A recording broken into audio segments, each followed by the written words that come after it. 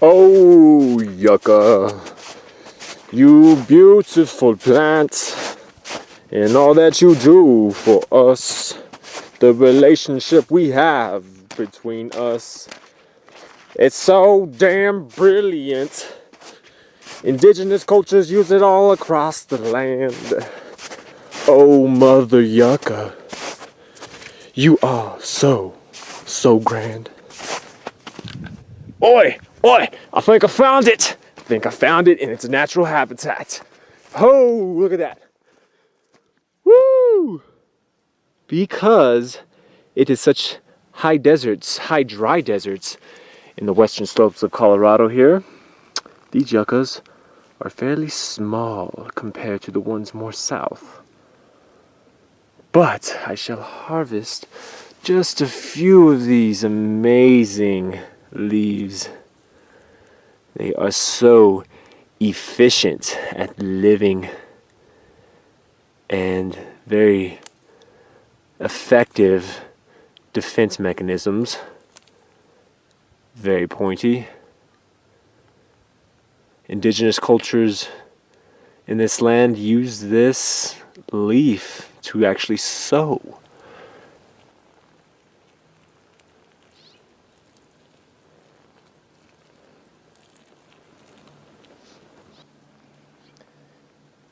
Thank you, Yucca. Thank you for what you are giving me today. I want to thank you for the life that you are living, that I recognize your worth, your inherent worth on this planet. I love you very much, Yucca, and I will continue to love you in the future.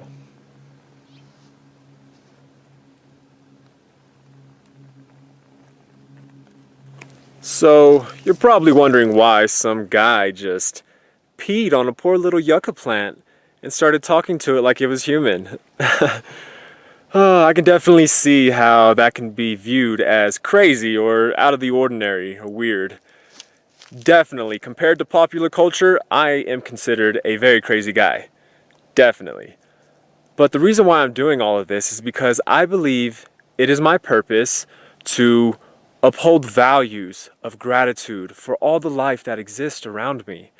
I want to be sure, and especially when I'm taking from another life form, to express and acknowledge their worth.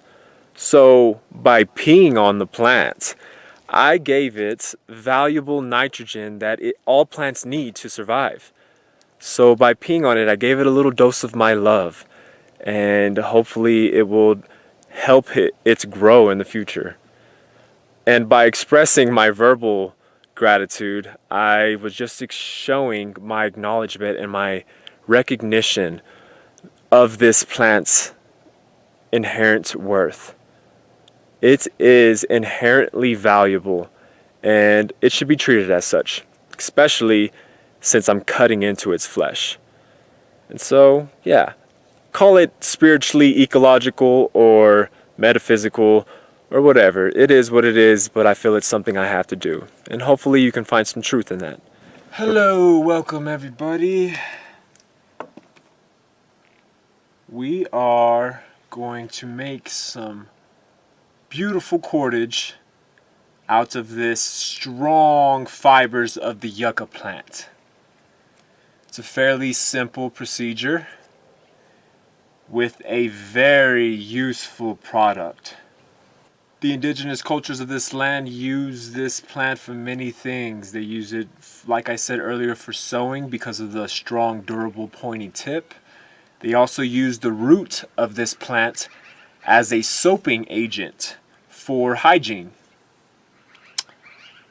They also made with the fibers, like we're about to play with today, they made baskets, they made sandals, they made like clothing, they made quite a few things with the fibers of the yucca plant.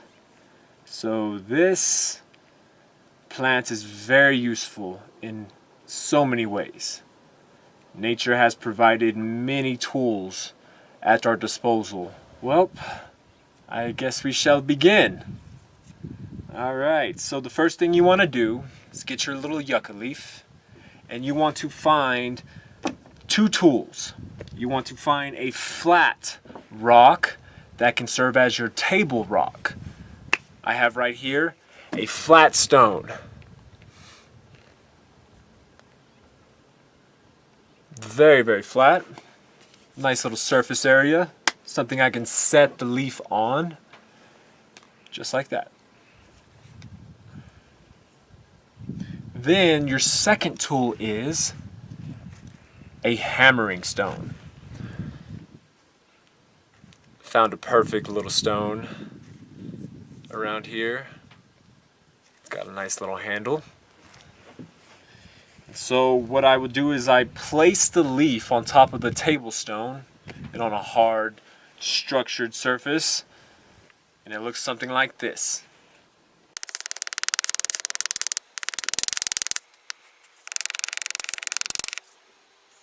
And you can see already the fibers are starting to break free and to show us their strength and hidden potential. Hello, Lupin. I'm a little bit busy now. You'll have to return later for some lovin's.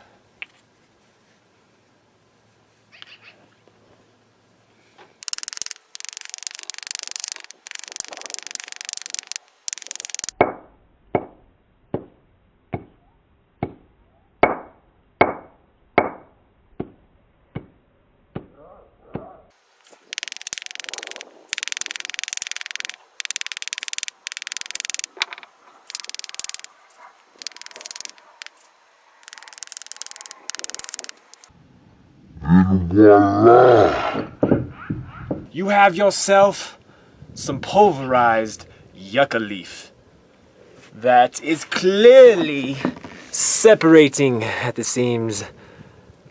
Now from this point, you want to separate this pounded leaf into segments in which you are going to weave together with this cordage technique I shall show you. So I think that's a pretty good size. Oh, a little broken right there. Pretty good size. Yeah, so grab another little chunk. Aha! One's a little big. Oh well.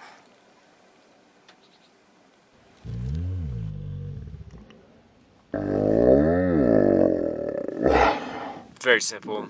It's like a fundamental survival cordage making technique. It's nothing fancy. So you want to take a strand and you want to fold it so that one end is half as long as the other. So voila, it's about half. As you can see, it's half as long. So I begin by grabbing this bent end. Now this is where the technique comes into play. I grab the top strip, pinch it away from me, roll. Then I grab the bottom strand with my middle and merry finger and I bring it up while pulling the string that I twisted away from me towards me, like that. Boom, boom, boom. Twist away, bring towards.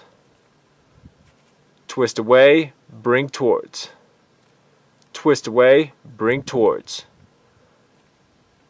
Twist away, bring towards.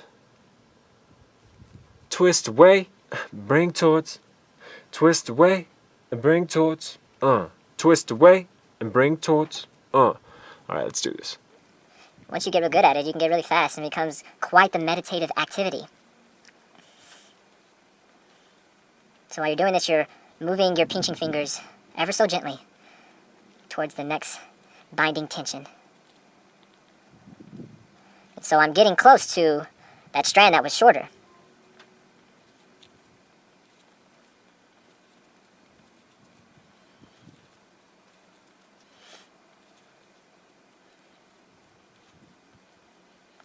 Now see what happens when that happens is kind of got a little kink going on right here. See, I'm at the end. Now this is the transition. This is the other important element of this technique. You want to grab another strand. Place it onto that short strand. Make it come together. So you want to continue the process, but with this extra chunk of material. Together they bind, and then you just continue on with that same process. Twist away, bring towards. And eventually, it will create, if you do it right, a pretty smooth transition. I'll show you here in a moment. Boom, just like that. It's a little chunky right there, but hey, check it out.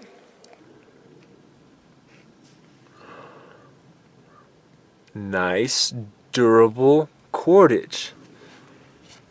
Now I've seen people dry this stuff out in the sun before using. It does, I guess, make it more convenient if you are a little neat freak and don't like to get all the chlorophyll and the green matter on your fingers. It's best to dry if that's the case. So I'll just continue to do that, and then whenever I get down to this one that was the long one but is going to be the short one, complete that with the transition I just showed you and just carry on and make as long as of a cordage that you desire. I like to just, definitely just make as much as I can, roll it up into a nice little bundle, and just have with me for whatever I might need on the road or in the environment I need it in. So this is an awesome technique, to be used sparingly. Don't go hacking all the yucca that you can see around you just to make yourself a bundle of cordage. Use consciously and realize that you are taking from something. And I'm sharing this today because I want to keep the indigenous culture and knowledge alive while simultaneously showing you something that is really functionable and is an extremely useful and plays many different roles that we could utilize. The yucca plant, Cordage 101. We have ourselves a tool to use however we please. Thank you for joining me today. I hope you enjoyed it. I know I did making it. I had a blast. Have a great day. Mahalo from Apollo.